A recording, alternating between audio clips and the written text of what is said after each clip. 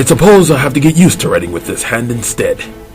I now do so in captivity, while I bring my awe to bear on the immensity of the subjugulator's hijinks.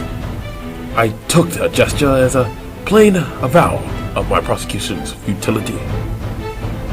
With a lone neophyte assigned to the task, how could I view it otherwise?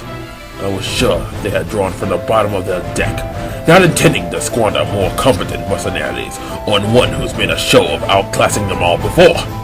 But I discovered too late that red glare was the wild card all along.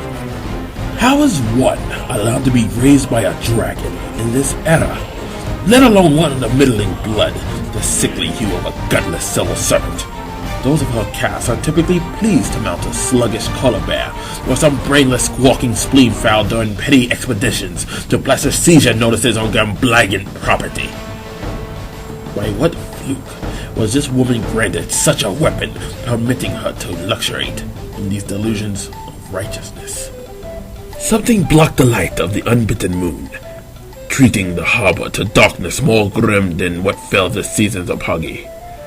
I made the mistake of looking into its eyes, each like a sun concentrated into a small jewel, as two hot garnets setting to a black veil. I shut them away quickly, but the most sensitive of them was burned irreparably.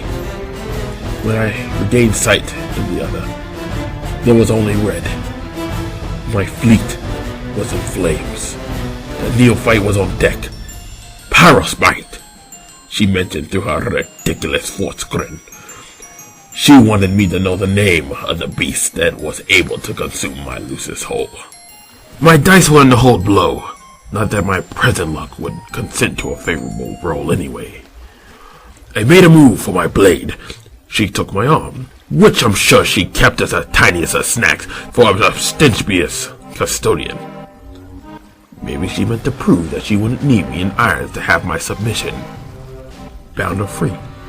2, 1 or none. I wonder how well she knows it's not what I do with my arms she has to fear. I await my trial.